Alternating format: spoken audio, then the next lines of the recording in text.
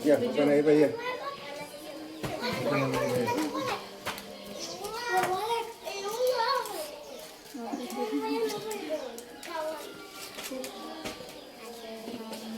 Satu.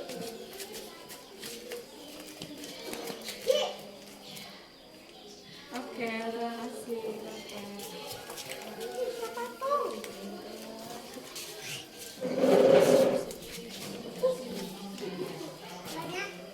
Bapak agak kelebet.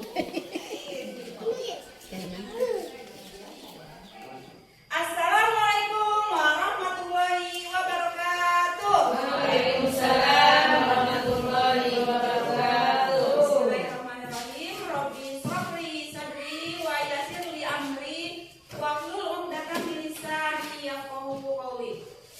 Dengan menyebut nama Allah yang Maha Pengasih lagi Maha Penyayang, mari kita panjatkan puji syukur kehadirat Allah Subhanahu wa taala. Allah yang Maha Agung, Allah yang Maha Kuasa atas segalanya. Salawat beriring salam semoga tetap tercurah kepada Nabi kita, Nabi besar Muhammad sallallahu alaihi wasallam, utusan Allah yang membawa cahaya kebenaran untuk seluruh umat manusia. Salam hormat saya kepada Bapak Kepala Sekolah SDN Ramya 2 dan seluruh guru SDN Ramya 2. Terima kasih atas kehadiran Bapak Ibu guru. Semoga kita mendapat rahmat dari Allah SWT. Amin. Sahabat semua, di sini izinkan saya berdiri di hadapan para Bapak Ibu. Di sini kita akan kita sudah membuat komunitas belajar ya. Komunitas belajar ini fungsinya buat sekolah kita, kemajuan kita. Nah, sekarang ini hari pertama kita mengadakan komunitas belajar, dan kebetulan di komunitas belajar ini ada kegiatan saya di guru penggerak, yaitu tentang diseminasi, penyebarkan pemahaman dan penerapan pengalaman budaya positif bersama saya Rukiah, calon guru penggerak angkatan 11 dari SDN Ramya 2 Kecamatan Mandalawangi, Kabupaten Pandeglang. Sebelum kita mulai acara ini, mari kita buka dengan membaca basmalah. Bismillahirrahmanirrahim. Selamat datang para guru hebat. Mari belajar bersama dan berkolaborasi, saling mendukung demi mewujudkan budaya positif di SDN Ramya 2. Nah, Ibu Bapak, berdirinya di sini bukan saya ini ya Bu, menggurui atau sok tahu atau dan lain sebagainya. Di sini kita sama-sama belajar. Nah, di sini jamnya jam rawan ya. Setelah seharian Ibu Bapak mengajar, jadi pastinya lelah. Biar enggak lelah, kita ice breaking dulu terlebih dahulu. Silakan Ibu Bapak berdiri dulu ya. Oke, silakan berdiri. Kita ikuti video ini biar relax. Iya.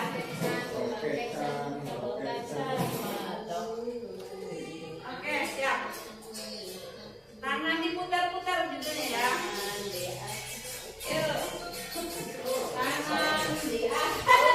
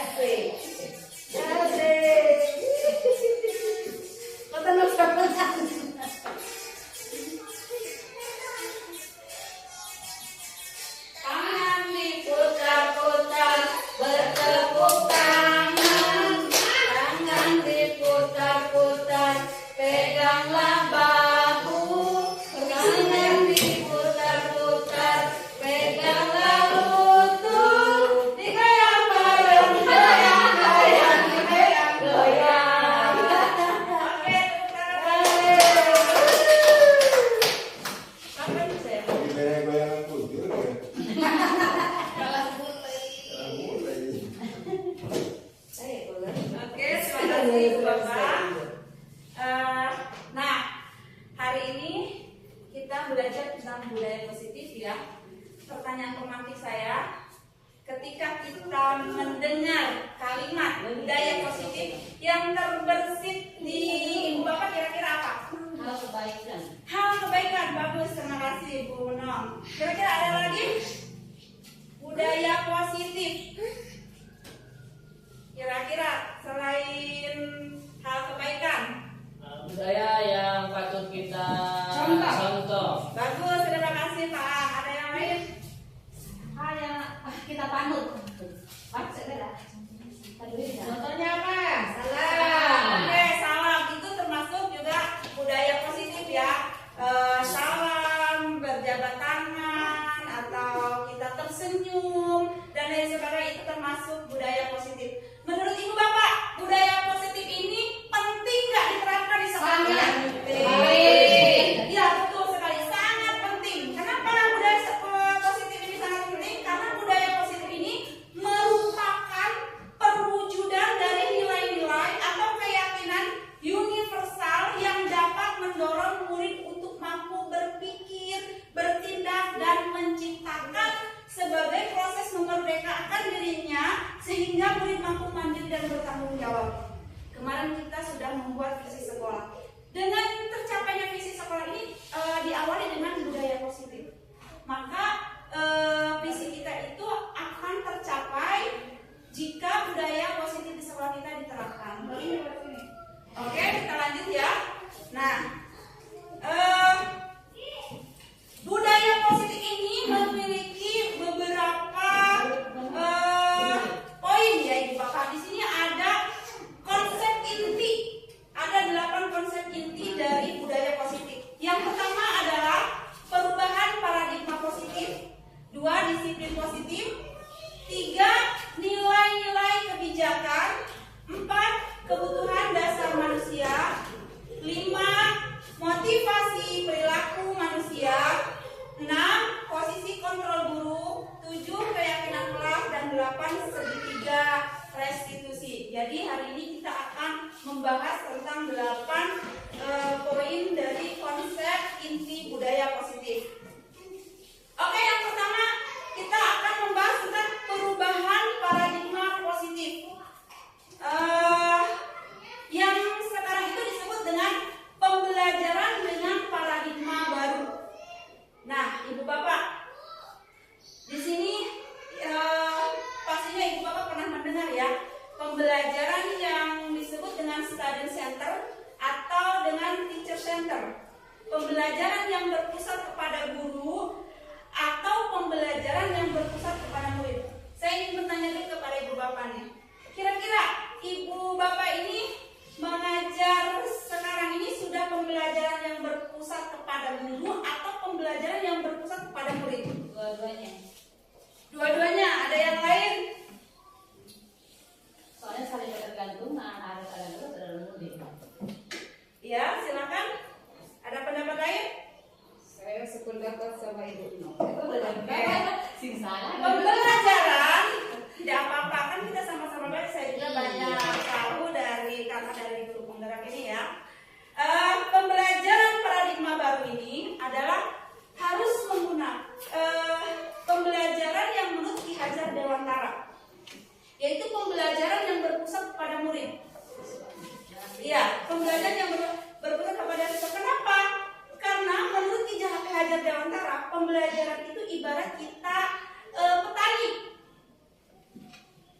Jadi petani itu kita seandainya menanam padi ya, akankah tumbuh indah, tumbuh bagus ketika tanaman itu dirawat?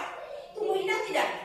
Pastinya bagus ya, pastinya hasilnya juga bagus ya. Tapi ketika padi itu dirawat, menurut Ibu Bapak hasilnya bakal bagus atau tidak? Bagus. Nah, kalau tidak dirawat? Tidak bagus. Iya kan, harusnya pokoknya dapatnya 5 karung, pasti kalau nggak dirawat paling 2 karung ya. Gitu.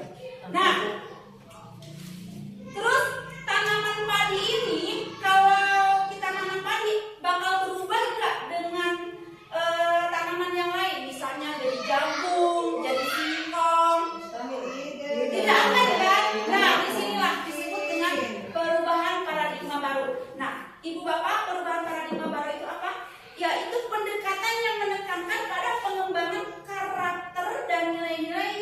sejalan dengan ideologi Pancasila. Dan paradigma baru ini proses pembelajaran tidak hanya berfokus pada aspek akademik semata, tetapi juga pada pembentukan kepribadian dan sikap yang holistik.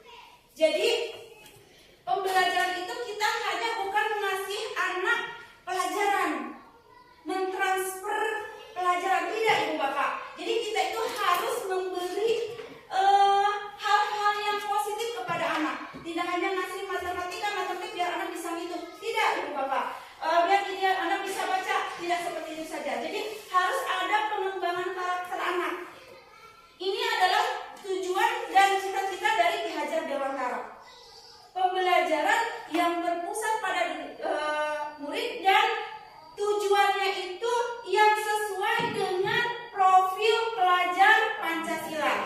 Pastinya Ibu sudah dengar ya, profil pelajar Pancasila. Nah, seperti apa sih profil pelajar Pancasila itu? Ada 6 dimensi profil pelajar Pancasila. Yang pertama di sini adalah, mungkin sama Ibu Bapak tidak terlihat ya, beriman dan bertakwa kepada Tuhan Yang Maha Esa dan berakhlak mulia.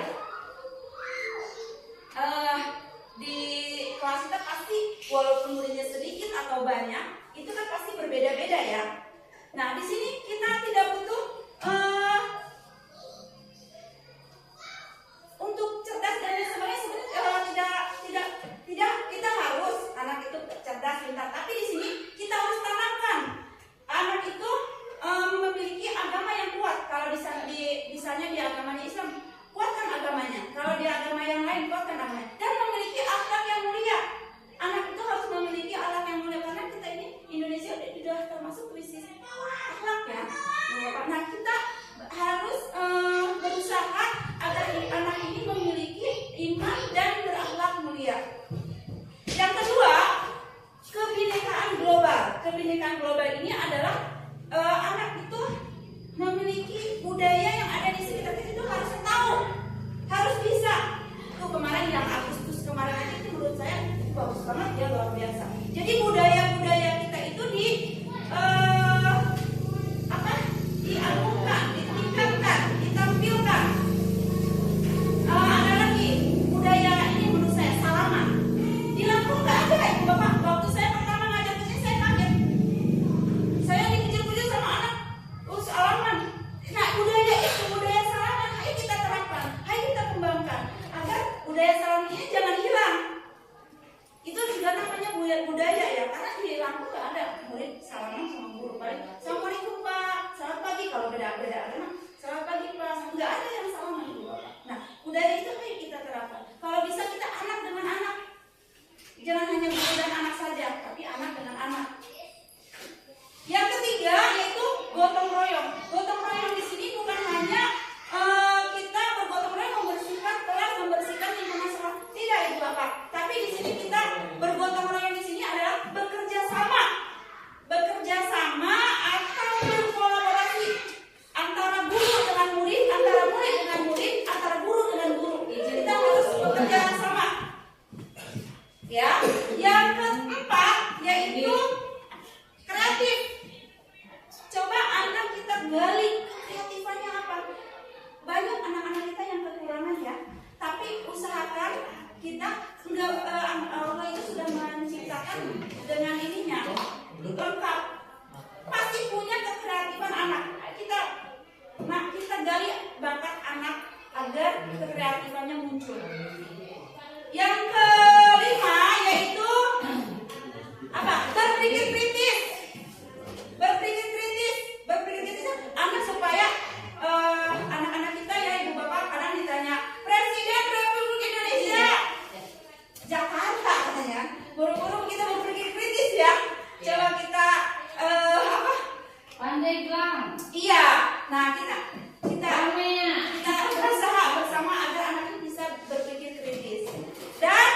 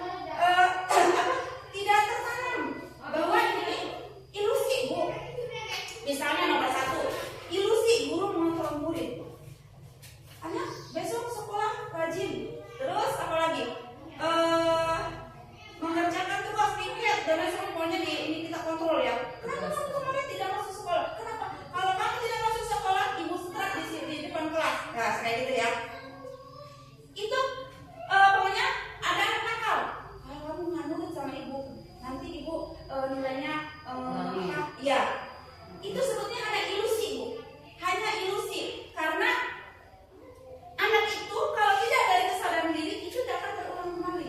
Silakan Ibu cek dan dicek kembali anak-anaknya, pasti akan terulang kembali keliruan itu ya. Nah, jadi hanya ilusi ketika kita hanya mengontrol kepada murid itu bahwa kita itu udah benar. Itu tidak ya Bu ya. Yang kedua, ilusi bahwa semua penguatan efektif dan bermanfaat. Rayuan, apalagi pujian. Ih, kamu pintar loh. Nanti besok kamu ngajar lagi yang ini ya. Itu sebenarnya hanya ilusi. Itu tidak berhasil. Tidak akan berhasil anak ketika makanya kalau ngajar, karena saya ngomong sama ibu itu aja, ibu itu masih takut mengalami saya kayak gitu kan. Berarti itu dia motivasinya atau daya itunya apa? Belum sadar, belum paham. Jadi kita itu ilusi bahwa kalau kita itu hanya dengan rayuan, dengan pujian anak itu akan berubah. Tidak Bu, tidak akan berubah. Yang ketiga, ilusi bahwa kritik dan membuat rasa bersalah mampu menguatkan karakter. Jadi ketika jangan diulang kembali ya. Ketika kamu besok ini, ya hari ini kamu nggak ngerjain, besok kamu jangan ulang lagi. Jadi anak itu seakan-akan bersalah ya. Itu hanya ilusi Bu. Besok pasti akan mengulang kembali. Walaupun dia sadar, mungkin dia sadar karena dia takut dengan guru tersebut.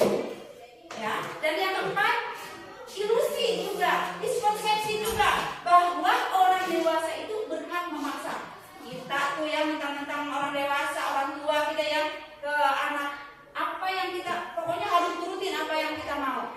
Enggak seperti itu Pak, Ibu Bapak. Jadi itu hanya juga ilusi bahwa orang tua walaupun anak kecil itu dia manusia.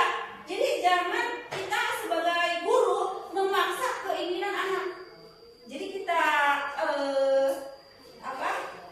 setelah kita tahu ini coba kita perbaiki apa yang hal-hal yang seperti ini sebenarnya ilusi tidak akan pernah merubah kebaikan-kebaikan yang kita harapkan. Yang kita harapkan untuk sampai dia masa tua kan, masa dia sampai dewasa kan. Jadi kalau dia hanya berubah waktu kita ada aja, itu percuma Bu, itu hanya ilusi.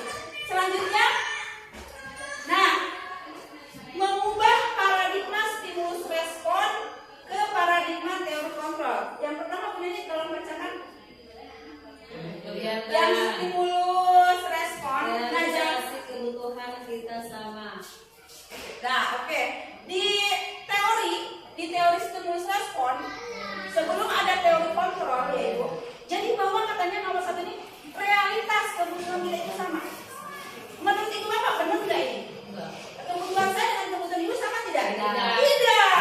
Jadi sekarang teori kontrolnya ternyata realitas dan kebutuhan kita Berbeda. Berbeda. Jadi kita kebutuhan anak di kelas itu berbeda Bu. Ada yang bisanya menggambar, ada yang sudah bisa membaca, ada yang belum, ada yang pintar matematika tapi membaca belum, ada yang bisanya bagus tapi membaca belum. Nah seperti itu. Jadi berbeda kebutuhan kita, kebutuhan anak itu berbeda. Jadi ketika kita mengajar jangan disamaratakan, jangan disamakan, ya Ibu Bapak. Yang kedua, semua orang melihat hal yang sama. Setiap orang yang berbeda. Padahal teori kontrolnya setiap orang itu memiliki gambaran yang berbeda. Saya dengan Ibu, jangankan kita beda rahim, yang satu kembar atau satu rahim aja sudah berbeda pemikirannya. Coba bisa kita lihat di keseharian kita, anak kita 3 anak 3 beda ya. Ya. Nah, begitu juga anak di kelas kita Ibu Bapak. Di kelas kita ini jangan melihat hal yang sama. Jadi setiap orang itu memiliki gambaran yang berbeda. Yang ketiga, kita mencoba mengubah orang agar berpandangan sama dengan kita. Kira-kira menurut Ibu, stimulus respon ini setuju nggak Ibu? Pastinya tidak setuju ya. Yang setuju adalah teori kontrolnya. Kita berusaha memahami pandangan orang lain tentang dunia. Jadi kita itu kita yang harus memahami pandangan orang lain. Jangan orang lain suruh paham dengan kita, tapi orang lain, kita ke orang lain harus memahami. Umpamanya nih, Ibu Neni karakternya lembut, sabar, atau umpamanya pemarah. Kita ngikutin jangan kita si karakter itu karakter kurangnya ini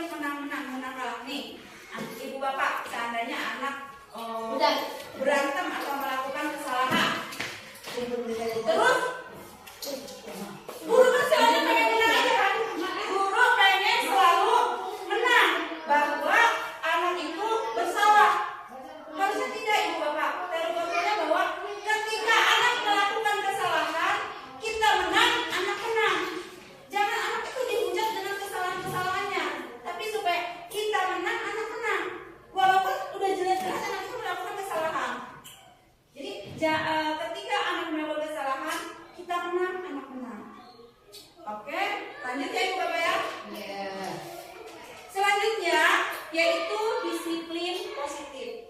Ketika ibu bapak mendengar disiplin, pastinya nggak utuh aturan di rumah gitu ya, pastinya ya. Padahal disiplin itu bu, iya, kayak apa sih, kayak waduh disiplin, kayaknya gimana gitu ya, kayak berat lah, kayak oh nggak bisa hilang aja gitu orangnya gitu kan. Padahal disiplin di sini itu menurut bahasa Latinnya yaitu adalah belajar. Ternyata disiplin itu belajar, dan disiplin ini mencerminkan proses pembelajaran yang melibatkan ketaatan dan pengendalian diri untuk mencapai tujuan tertentu. Kemarin kita membahas visi, kita berarti kan punya tujuan ya. Jika tujuan kita ingin tercapai, maka kita harus memiliki disiplin positif, baru tujuan itu akan tercapai. Dan yang kedua, disiplin itu disiplin adalah belajar ya, atau murid, atau dengan disebut dengan pengikut.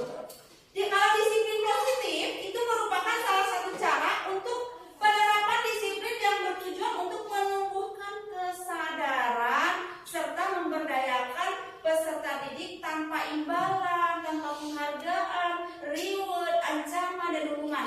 Jadi anak ketika disiplin di sekolah, disiplin pokoknya kelas kan kita peraturannya kelas harus bersih, anak pokoknya harus hadir tiap hari. Itu apa? Anak hadir tersebut itu karena kalau dengan menggunakan disiplin positif itu karena dirinya sendiri memang sudah sadar, bukan karena nanti yang hadir tiap hari akan ibu kasih permen, atau selamat ya yang hadir duluan mendapat nanti ibu nilai 10 kan ribut gitu ya. Jadi seakan-akan dikasih iya, atau dikasih hukuman, kamu yang telat nanti akan ibu hukum. Itu jadi supaya tidak ada hal yang seperti itu.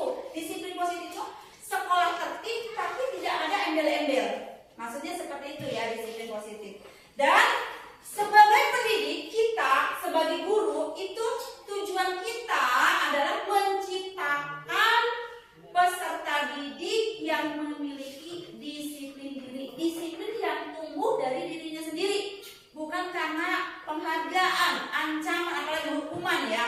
Terus sehingga mereka berperilaku mengacu kepada nilai-nilai kebijakan yang universal dan memiliki motivasi intrinsik. Motivasi intrinsik itu dukungan dari diri, kesadaran dari diri dari dalam ya, dari dirinya bukan dari luar. Kalau kayak tadi ancaman, hukuman, reward itu itu dari luar.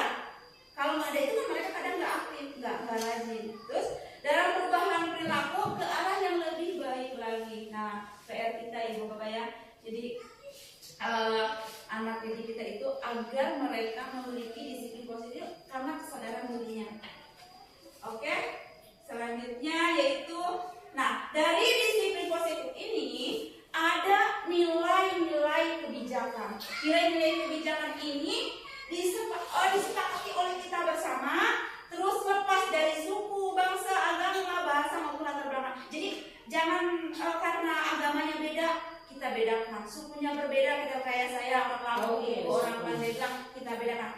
Seperti itu. Jadi tidak ya ibu bapak. Dan dari latar belakang sukunya sama ya. Tahu. Karena nama beda. Iya benar ya. Nah jadi nilai-nilai yang disepakati ini terlepas dari suku, bangsa, agama. Jadi kita nilai-nilai terbaik kita terapkan. Ada banyak contoh ibu bapak nilai-nilai kebijakan, tapi saya ambil hanya 3 di sini. Yang pertama adalah dari topik pelajaran Pancasila, tadi sudah disebutkan, beriman dan bertakwa, berakhlak mulia, kebinekaan global, gotong royong, mandiri, kreatif, dan bernalar kritis. Terus ada lagi integritas, toleransi, terus saling hormat, menghormati, menghargai, antusias. Jadi ketika ada yang semangat, hayu ibu bapak dukung. Terus keingintahuan, terus kerjasama, percaya diri, terus ada komitmen juga. Dan yang keterampilan yang ketiga yaitu contoh yang saya ambil di sini, kita itu dapat dipercaya, kita itu harus dapat dipercaya, lurus hati, pendengaran yang aktif, tidak merendahkan orang lain dan memberikan yang terbaik untuk diri kita. Jika kita menghargai orang lain berarti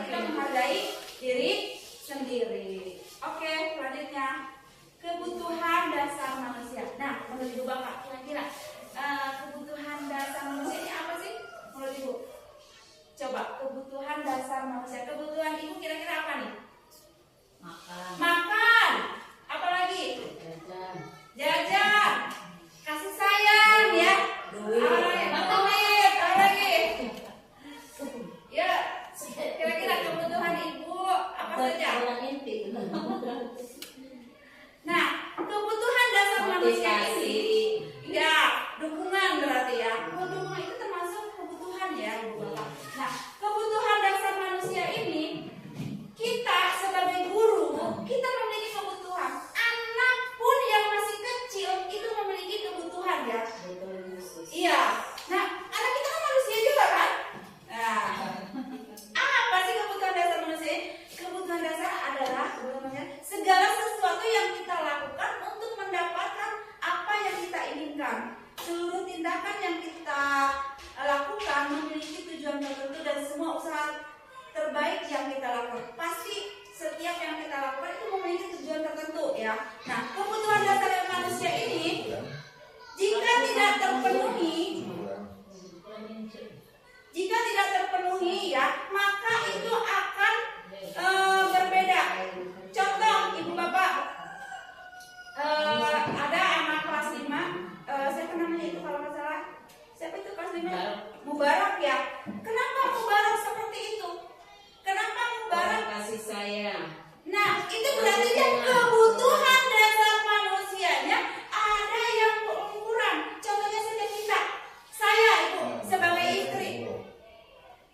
sebagai istri umpamanya nih ya, kadang suka uring-uringan ya, uring-uringan nggak jelas, suaminya juga nggak ngerti kan ya. Ternyata kita ada yang kurang, mungkin kurang uang, kurang dibelai, iya. Ketika anak melakukan kekeliruan berarti itu ada, janganlah hanya menyalahkan saya, tapi berarti itu ada kebutuhan yang belum terpenuhi. Maka kita sebagai guru harus bisa mengetahui kebutuhan apa nih anak ini maunya apa, agar anak itu bisa dia bisa berubah ke dalam yang lebih baik atau budaya yang timbul. Ya, nih 5 kebutuhan yang paling dasar dari manusia. Yang pertama adalah kebutuhan bertahan hidup. Yang kedua, kasih sayang dan rasa diterima. Terus kebebasan, anak juga memiliki kebebasan. Kita juga pengen kebebasan kan ya. Kesenangan, penguasaan, ini kebutuhan pokok kita. Jadi ketika anak ada yang berbeda, ada yang pengennya kayak caper gitu kan ya. Iya. Ada yang pengennya kasih sayang. Nah, ada yang nakal-nakal bangetan dan sebagainya. Itu kita jangan menjas anaknya. Tapi kita yang harus tahu, wah si anak ini kayaknya kurang belayan. Kita belai. Saya mau pengen yang nomor 5 kesenangan. Oh, kesenangan ya. Nah, apa sih dari 5 kebutuhan dasar ini? Nah, di sini Ibu Bapak. Kebutuhan bertahan hidup. Apa saja nih?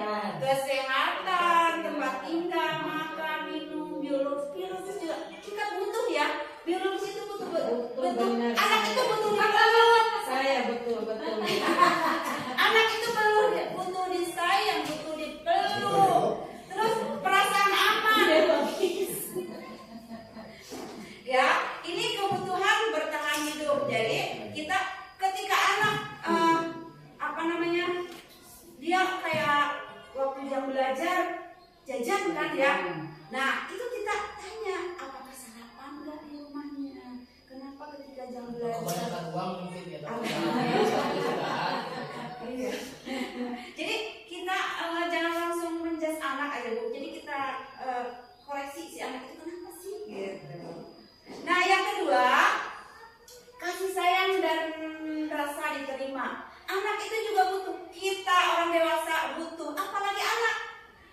Hubungan dan koneksi sosial, memberi dan menerima kasih sayang. Kita itu pengen memberi kasih sayang dan juga pengen disayang juga kan ya. Terus diakui di suatu kelompok. Anak kadang suka ngambil tas, apalagi ngambil makanan si anak yang lain ya. Sebenarnya itu dia itu pengen diperhatiin sama kita. Ibu Bapak. Jadi jangan si Iu nakal, Iu suka ngambil barang anak. Padahal mungkin dia itu karena kebutuhan dasarnya itu belum terpenuhi, ada yang belum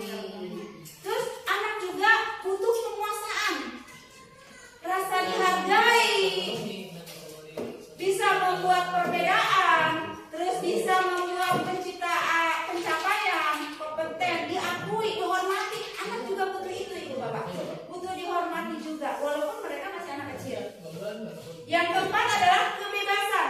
Anak juga butuh kebebasan ya Ibu Bapak ya. Kemandirian, memiliki pilihan, pengendalian arahan hidup, bergerak, mencoba. Jadi si anak ini biarkan ketika anak pengen mencoba apa, jangan, inilah itulah jangan ya, takut jatuh, apa takut, karena biarkan, tapi yang penting anak itu aman, tidak sampai ke hal yang membahayakan. Terus kesenangan, anak juga butuh kesenangan Bu. Belum mencari kesenangan, bermain, tertawa, mengoleksi barang. Nah, jadi di kelas itu kita jangan hanya monoton ya Ibu Bapak. Kita biarkan anak bisa tertawa, karena itu kebutuhan mereka. Kebutuhan anak itu bermain, terus anak juga pengen tertawa. Jadi kita mengajar adalah SBK-nya atau ada hura-huranya biar anak itu bisa kebutuhan dasarnya itu terpenuhi. Dengan kebutuhan dasar terpenuhi, anak itu nanti akan betah di sekolah. Akan senang dia dengan kita. Walaupun kadang kita ngajarnya hanya sesederhana itu, tapi ketika kebutuhan dasarnya terpenuhi, mereka akan bahagia ya Bapak. Selanjutnya, nah di sini masih semangat ya? Motivasi perilaku manusia. Motivasi itu ada dua, motivasi intrinsik dan motivasi ekstrinsik. Intrinsik itu motivasi dari dalam, dorongan dari dalam. Oh saya ini harus belajar, oh saya ini harus aktif, oh saya ini harus, itu dari dirinya. Tapi kalau dari luar, contohnya tadi ada penghargaan, ada apa tadi dia rayuan, ya apa pujian, terus ada kalau kita sekolah itu disebutnya ranking dan sebagainya ya. Nah, untuk menghindari ketidaknyamanan atau hukuman, jadi perilaku manusia ini jangan sampai karena dia itu takut karena hukuman atau ketidaknyamanan. Enggak boleh sama guru itu mah, saya pokoknya takut ngerjain tugas biar nggak dimarah. Alasannya karena biar nggak dimarah atau karena takut dihukum. Jadi anak itu supaya ketika melakukan hal-hal yang positif itu bukan karena yang lain, tapi karena timbul dari dirinya. Terus untuk mendapatkan imbalan, penghargaan dari orang lain, untuk menjadi orang. Nah, harusnya kita itu, anak itu, untuk menjadi orang yang mereka inginkan dan menghargai dirinya sendiri dengan nilai yang mereka percaya. Jadi mereka ini tumbuh budaya positifnya kebaikan-kebaikan mereka itu kita gali tapi dengan kesadaran diri.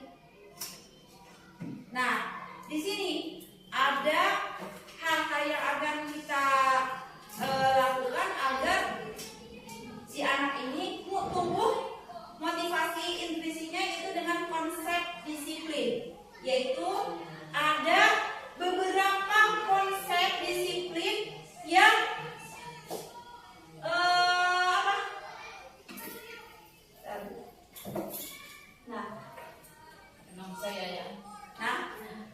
konsep disiplin ini ada, kita menggunakan, kira-kira Ibu menggunakan yang mana nih? Ketika menggunakan agar anak itu disiplin, kira-kira Ibu menggunakan penghukuman atau teman atau manajer atau pemantau atau pembuat rasa bersalah? Kira-kira Ibu menggunakan pemantau. Jadi anak itu dipantau ya.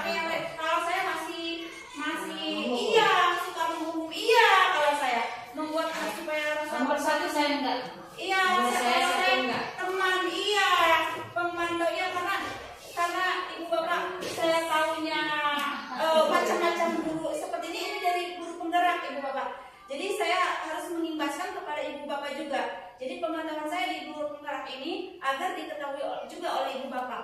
Ternyata macam-macam ketika kita mengajar agar disiplin anak itu terpenuhi, ini ada penggunaan yang seperti ini.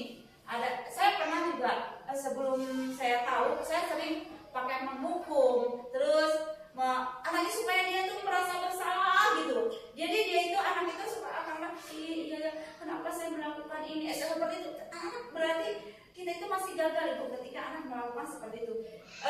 Kita berusaha untuk merubah sedikit demi sedikit ya. Ketika kita masih menggunakan di sini ada hal yang bagus, tapi ada 4 yang harus kita kurangin. Kita belajar sedikit-sedikit agar kita menjadi pendidik yang hebat dan menjadi SDM ranah 2 yang luar biasa, nantinya melahirkan anak didik yang luar biasa. Nah, apa sih konsep disiplin yang 5 ini? Kita bahas satu-satu ya Ibu Bapak. Nah, konsep disiplin di sini ada yang gagal dan ada yang memang bagus. Kalau konsep disiplin di sini yang gagal yaitu hukuman, penghargaan. Nah, hukuman di sini contoh hukuman. Menyakitkan. Iya, hukuman itu. Jadi minder ke anak. Nah, betul sekali Ibu Bapak. Jadi dengan hukuman anak itu akan merasa dia tidak nyaman, anak itu merasa tersakiti. Murid juga. Iya. Malah bisa. Terus ternyata kan dia melakukan apa coba? Melakukan hal lain itu karena terpaksa kan? Iya. Karena terpaksa. Terus murid menyembunyikan kesalahannya, kan? Sering tuh ya. Kalau ada di depan kita seakan-akan baik. Iya, seakan-akan baik di depan kita. Ternyata setelah nggak ada kita masih melakukan hal-hal yang keliru ya, keliru bukan salah, tapi hal-hal yang keliru. Terus menjadi rendah diri, anak itu, murid itu menjadi rendah diri kalau kita melakukan atau dalam mengajar itu melakukan hal yang hukuman, yang kita gunakan itu hukuman, tidak mengerjakan PR, dihukum, disetrap, ke depan, terus apa, suruh berdiri, apalagi suruh ya. Kalau zaman dulu Ibu, kan kita disebutnya pembelajaran paradigma baru. Saya dulu seperti itu Ibu Bapak. Kalau nggak belajar saya itu pernah saya buang sampah. Kalau di SD itu tahun 90 ketat banget. Saya aktif. Waktu itu saya pernah apa ya? Nggak piket atau apa? Saya ya Allah, saya suruh hormat seharian di bendera sampai istirahat. Iya. Terus kalau kita nggak pokoknya itu. Jadi terus kalau saya pernah juga mengerjakan matematika waktu saya belum bisa, itu ditertawakan, dilecehkan oleh guru. Itu kan kita jangan maksudnya ya. Iya, itu jangan dulu Ibu Bapak. Kita sekarang paradigma baru. Kita Tidak boleh. iya. Dalam mengajar ini kita sekarang mari kita ubah sedikit.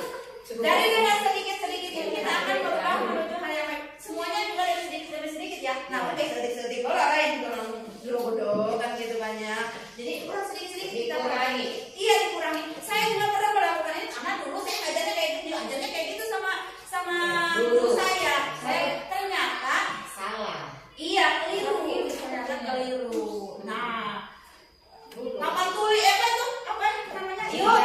Iya kan bagus ya. Dimakan hapus.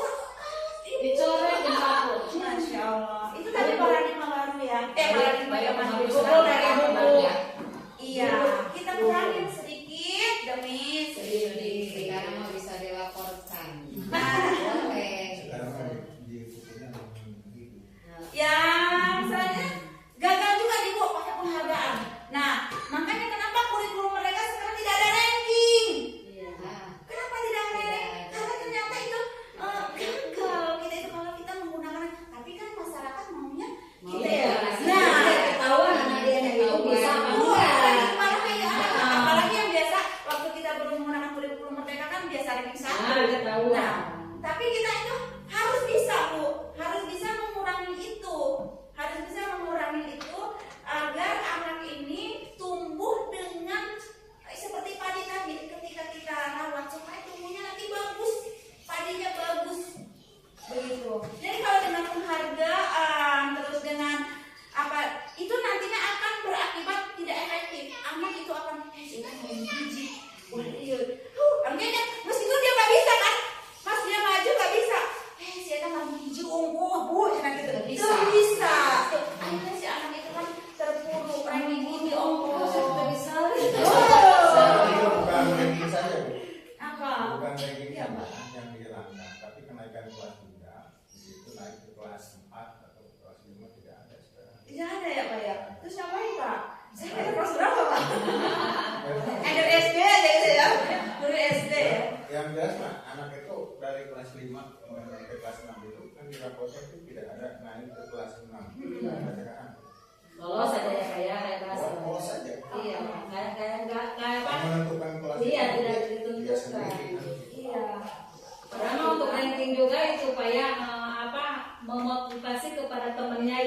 mungkin aturan Iya. dulu mah gitu ya. Tapi karena sekarang tidak diadakan prankingan, jadi bodohlah gitu. Iya, anak tuh malah sebetulnya Iya, nggak sebetulnya semangat. iya, Iya, sebetulnya kan ada bagusan ranking. ada rankingnya. Gitu juga karena sering belajar, jadi termotivasi anak tersebut gitu ya, karena situ dapat ranking. Jadi kita sebagai pendidik sih malakama ya, Bu, iya, ya. iya, Iya. tidak salah. Tapi tapi kita harus bisa merubah itu karena kita sudah menjadi pendidik yang paradigma baru. Bagaimana caranya? Ya kita perbaiki tadi sedikit demi sedikit. Tapi sebenarnya kadang saya juga berpikir kalau nggak ada ranking anak itu gimana? Motivasi mereka kan kayak balap gitu ya dia kayak saya pengen bisa ini. Ternyata itu tapi merusak masa depannya. Tadi hukum tengah denge. Nah, Ya, tidak akan berubah sebenarnya. Nah, itu dari budaya positifnya yang Iya, kita yang kembangkan. hal tidak kita indahkan malah semakin menjadi-jadi, bukannya malah mengurangi. Iya. Iya. Buat kita berarti semalakama ya. Iya. Saya punya esong gitu, Bu. Dibiarkan Boleh. aja dia enakan. Iya. Kita hukum Tapi nggak kalau boleh. sebenarnya jangan juga kita tapi gali anaknya itu ditanya nanti Bu ada rumusnya.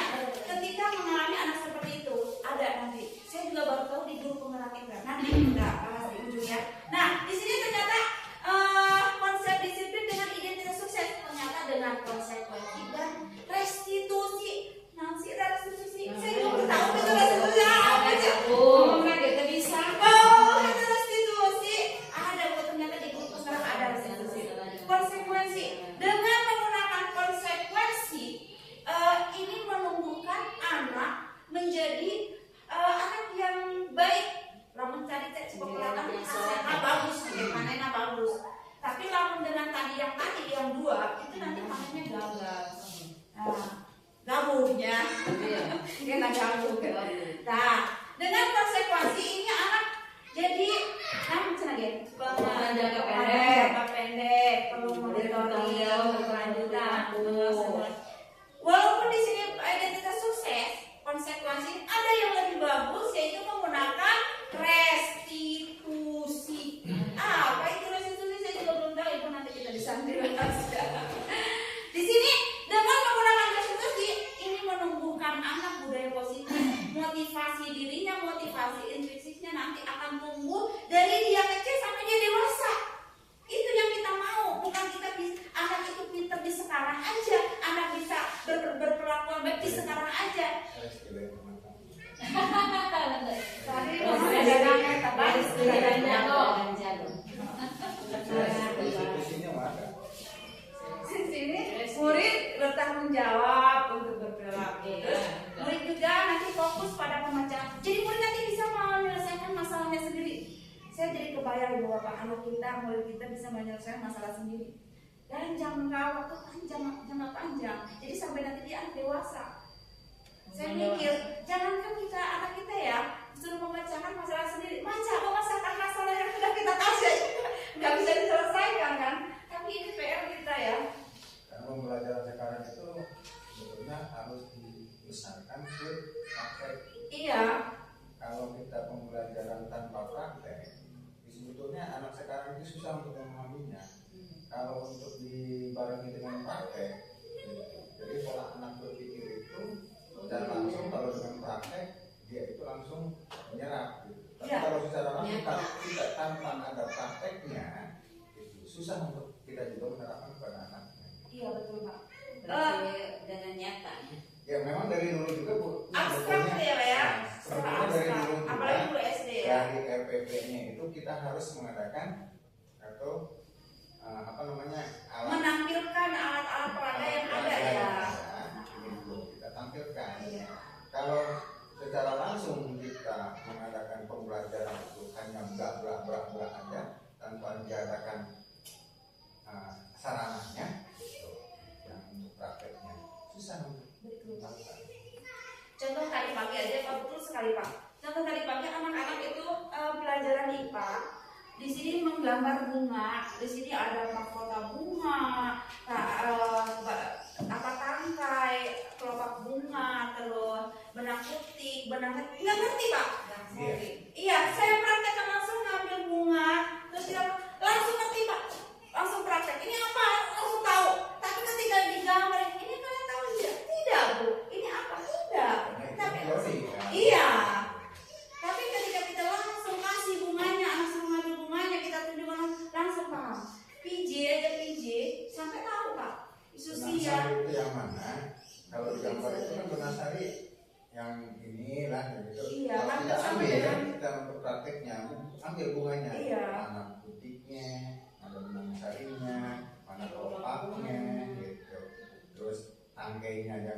apa bakal buahnya itu yang seperti apa. Nah, buahnya itu jadi buah itu dari mana dia datangnya?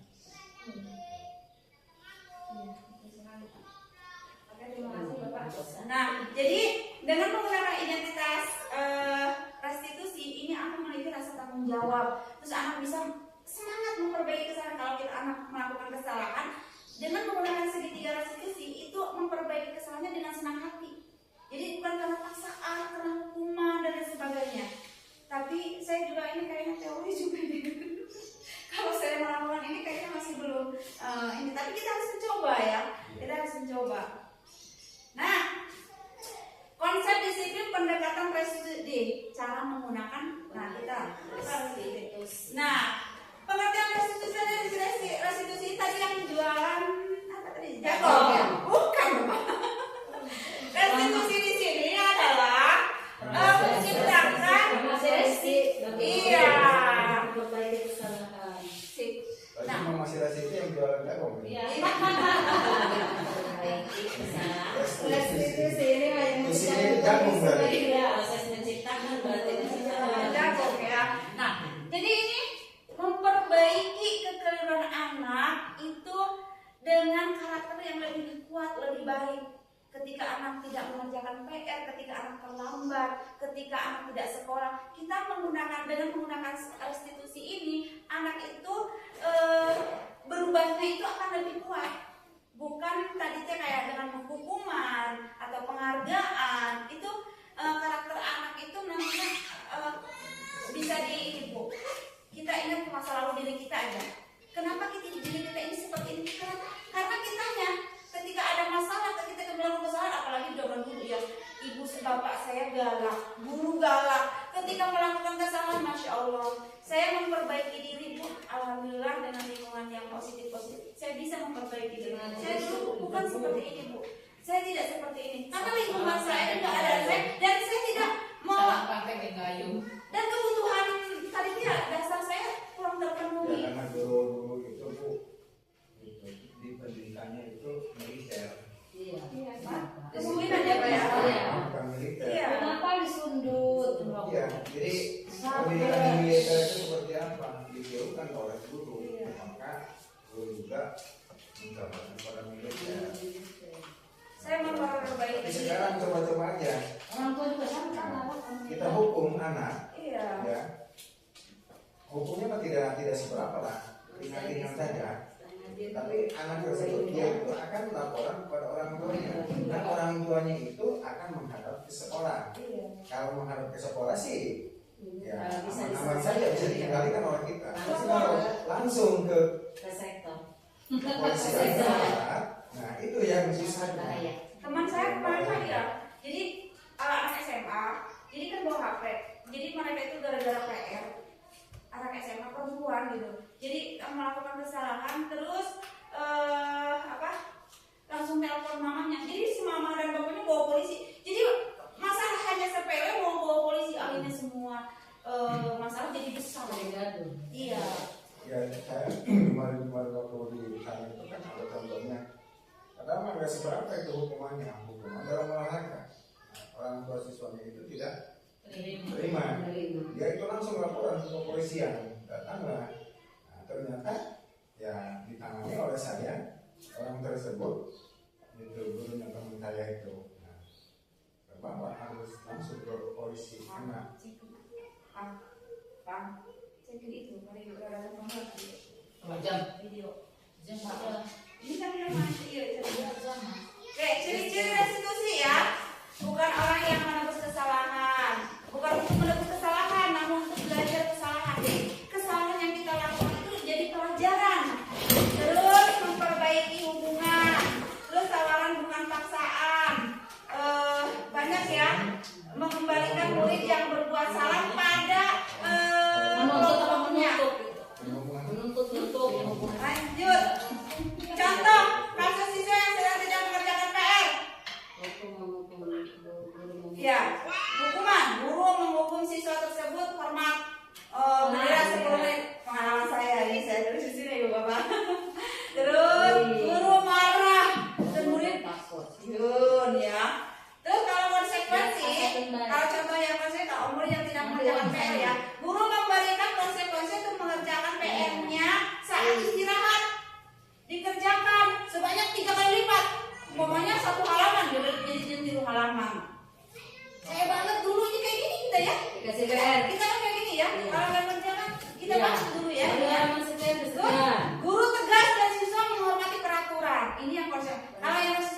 kalau yang tidak mengerjakan PR ini, guru menanyakan yang kelas atau dirinya membantu menyelesaikan Akhirnya anak-anak kalem.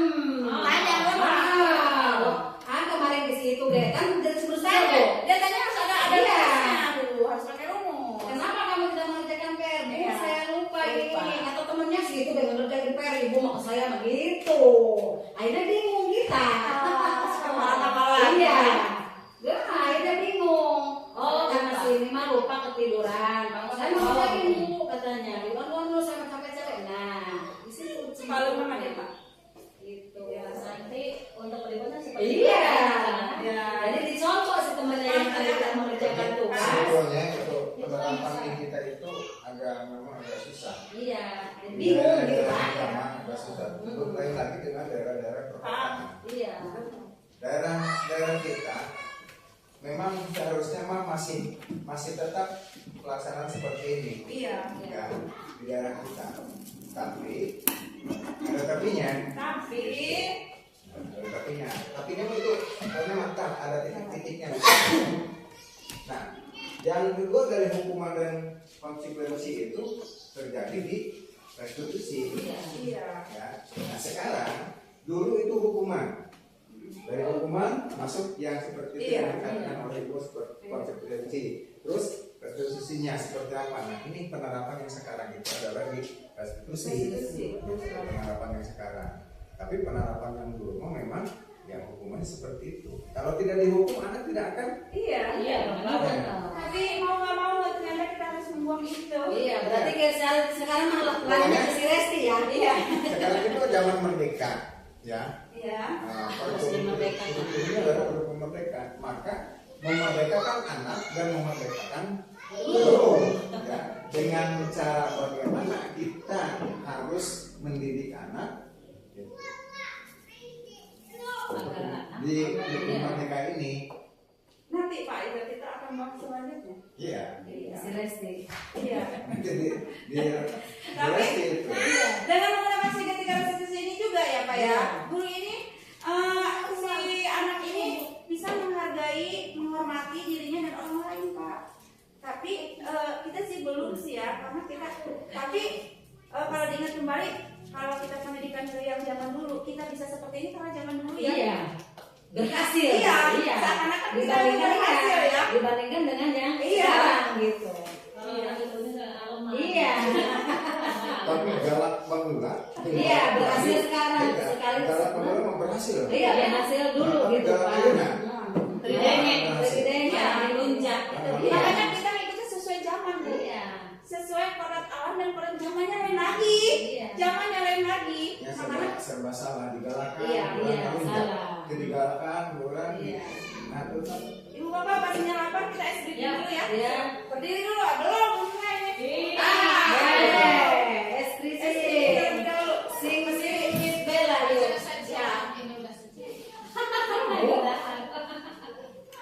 istilah dari mah. Oke, siap. Lanjut ya.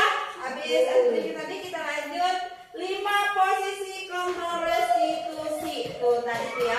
Kayak apa sih? Tadi kita udah bahas ya. Nah, 5 posisi kita bahas satu-satu dulu nih. Contoh yang hukuman di sini adalah nada suara tinggi pastinya Mbak ya. Gantung diharap kemana itu? Suara ketuk atau bolopot terus kan dari yang menunjukkan mengerti ya. Terlambat lagi. Kapan bisa datang tepat waktu? Tanyakan kepada diri dan bagaimana perasaan murid bila guru berbicara seperti itu pada muridnya datang terlambat. Salam. Nah nanti hasilnya kemungkinan murid marah, dendam, bersifat agresif. Bisa jadi sesudah kembali duduk, murid tersebut akan mencoret-coret bukunya dan pikiran kayaknya itu lebih buruk lagi sepulang sekolah murid melihat motor dan mobil bapak guru akan menggores kendaraan dengan lampu itu. Terus yang kedua adalah membuat rasa bersalah. Contohnya, nadanya nggak lemas, terus kayak halus.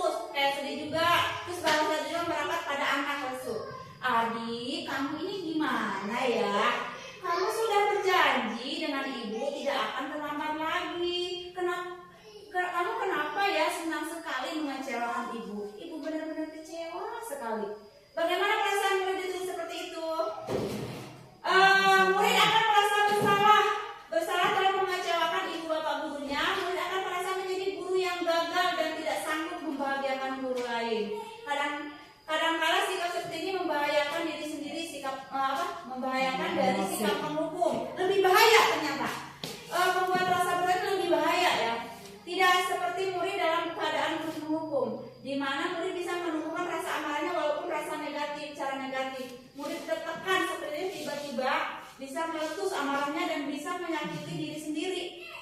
Bahkan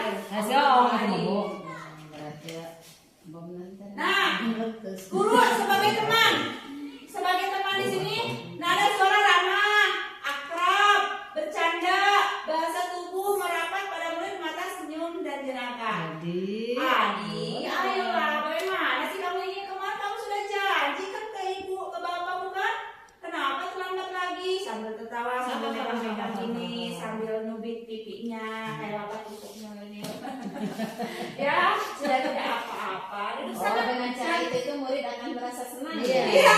Karena semakin olok ya. Iya. Iya. Padahal dalam hati itu Iya. Terasa saya. kan? Punya kepala kayak gini kan? Oh, gitu ya. Akhirnya ini murid sih senang ya. Tapi dalam hati aku nih, Iya. Hanya dapat di sisi negatif murid menjadi tergantung pada guru tersebut. Coba dikeretkan iya namanya orangnya kayak kepala. Saking oloknya kan orang punya kesalahan nih. Iya. Jadi akrab dari posisi teman, akibat dari posisi teman, Adi hanya akan berbuat sesuatu bila menyuruh adalah guru tersebut. Dan belum tentu berlaku yang sama dengan guru dan orang lain. Kadang kan yang Bu Yoyo baik, yang guru dari kan ada yang kayak gitu ya. Sumpah. Ada yang wali kelasnya itu aja. Sumpah. Iya.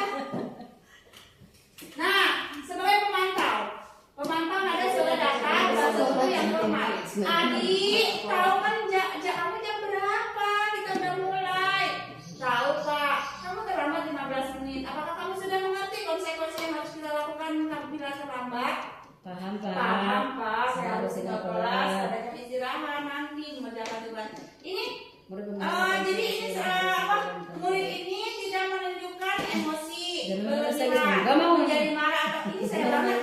Terus murid tetap dibuat tidak nyaman, yaitu harus tinggal kelas waktu jam istirahat dan mengerjakan tugas.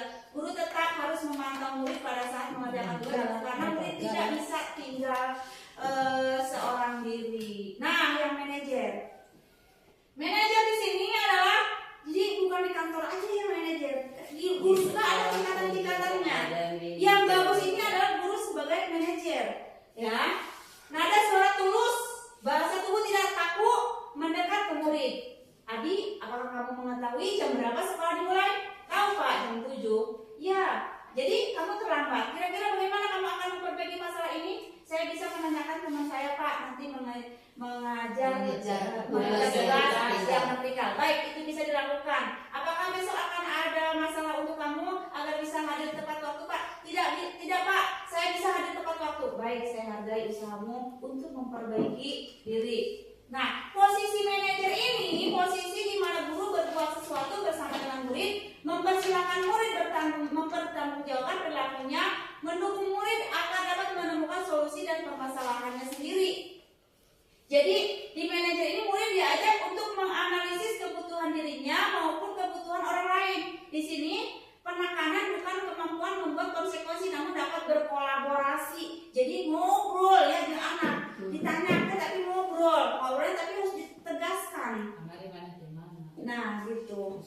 Oke. Nah di sini ibu bapak, posisi kontra apakah aku kira-kira saya kecewa sekali sama kamu. Ini kira-kira menurut ibu teman atau pemantau atau hukuman atau manajer? Coba. Saya kecewa sekali sama kamu. Hukuman. Ada yang lain? Manajer. Saya kecewa. Manajer. Coba. Kalau manajer itu bahasanya akar tapi dia tegas ya. Coba jawabannya. Kamu tidak pernah melakukannya.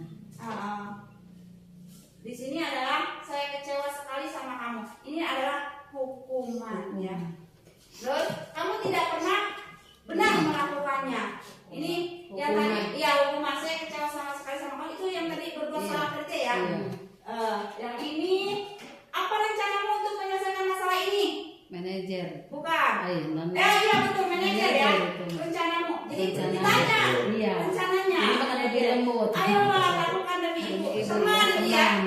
Teman. Kamu tidak akan mendapatkan nilai jika kamu tidak mengerjakan ini konsep.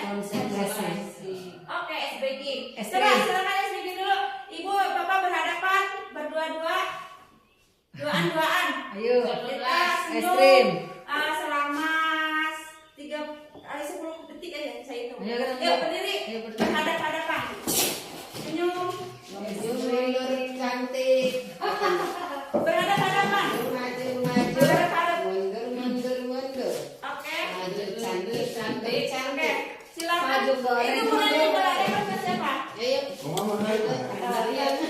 Nah, ini Bapak ini. Ibu Bapak. Ini berhadapan. Ada positif. Sekarang nggak usah tangannya turunin. Sekarang senyum ke temannya selama kelihatan giginya. 2, 3. Oke, start dulu. Nah, ketika itu bisa diterapkan di kelas ibu yang ketika jam-jam rawan kayak gini ya, betul-betul keruyukan, mata meleleh. Tetap senyum ya, Iya. tetap Jadi senyum. anak nanti akan semangat lagi. Cangkeng ini. Nah, lanjut ibu bapak, keyakinan kelas. Kenapa keyakinan kakak tidak peraturan kelas? Sejak zaman dulu saya tahunya peraturan kelas, peraturan sekolah. Kepana keyakinan. Kepana. Kenapa? Oh, Kayak saya bingung bacanya.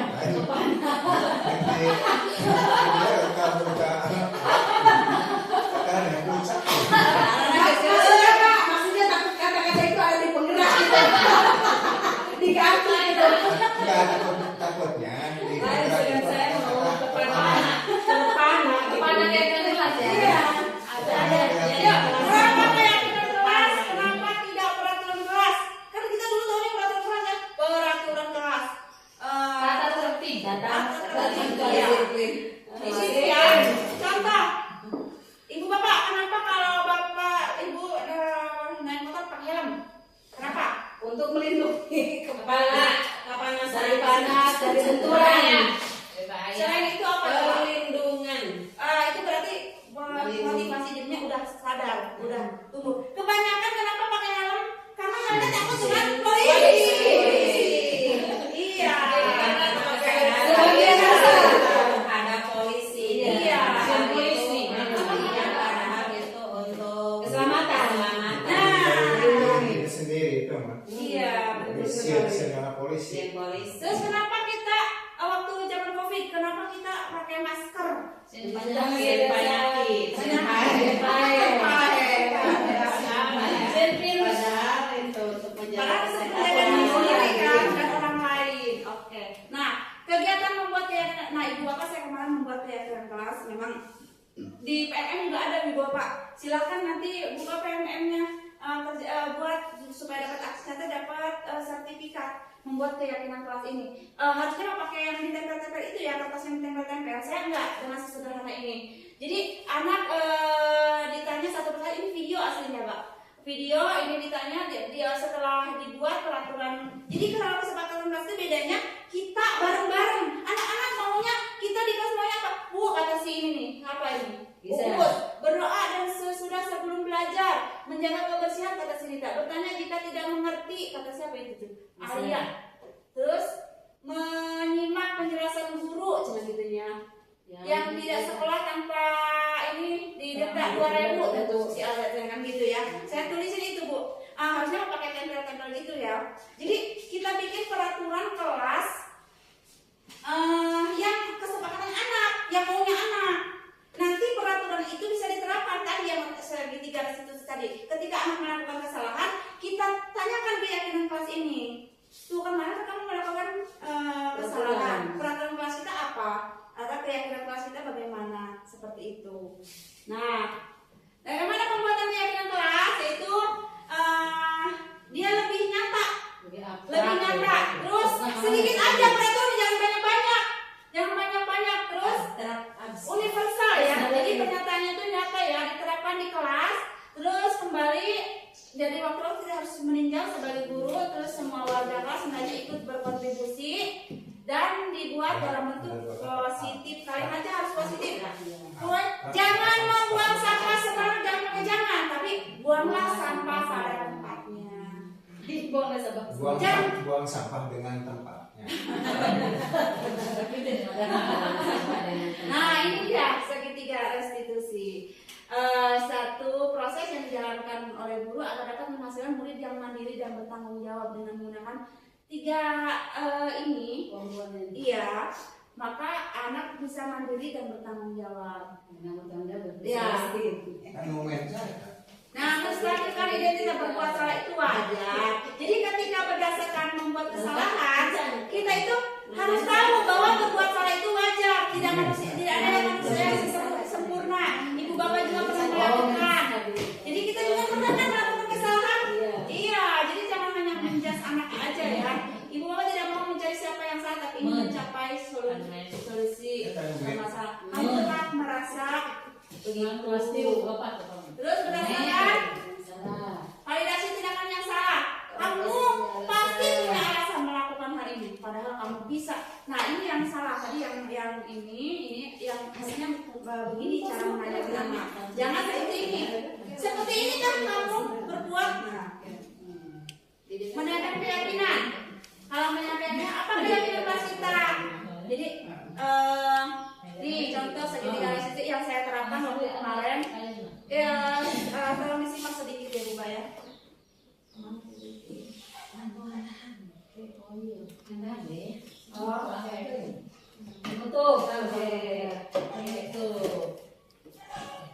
Standar nasional.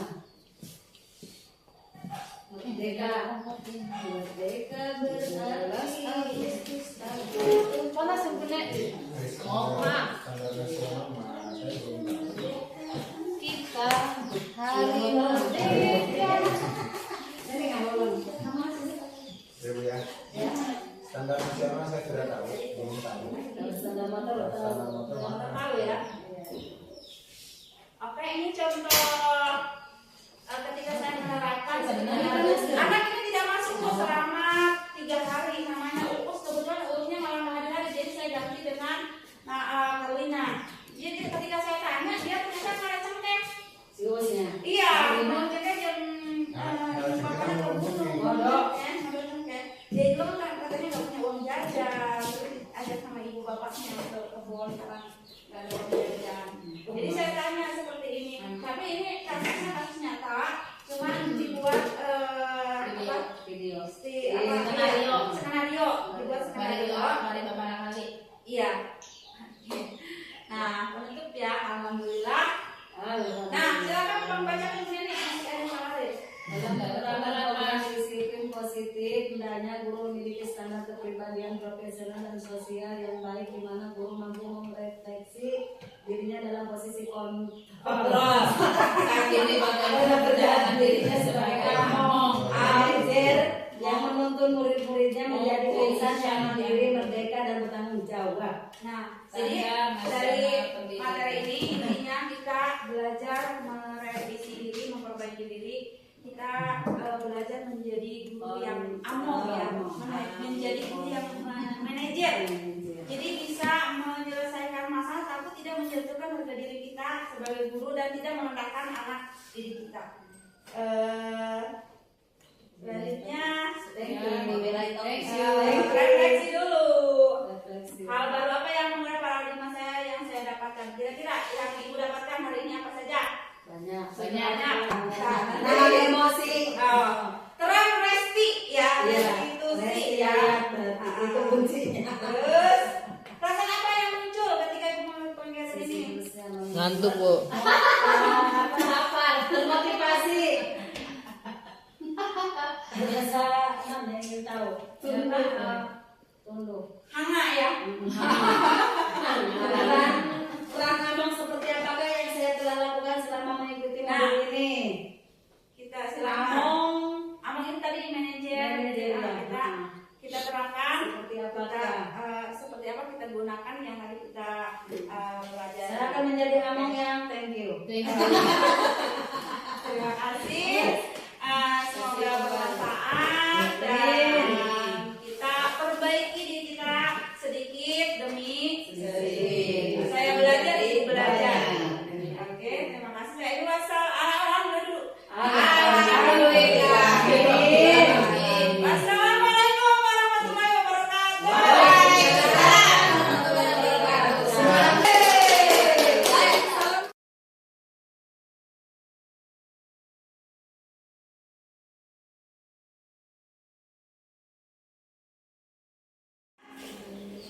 Menjagalah kebersihan. Asik. Siapa lagi? Bu, Ya. bertanya jika tidak mengerti. Wow, cocok. Ayo, siapa lagi? Ayo. Bu, Ya. menyimak penjelasan guru. Oke, Ibu tulis ya. Empati terhadap sesama teman. Oke, yang ini? Menyimak penjelasan guru.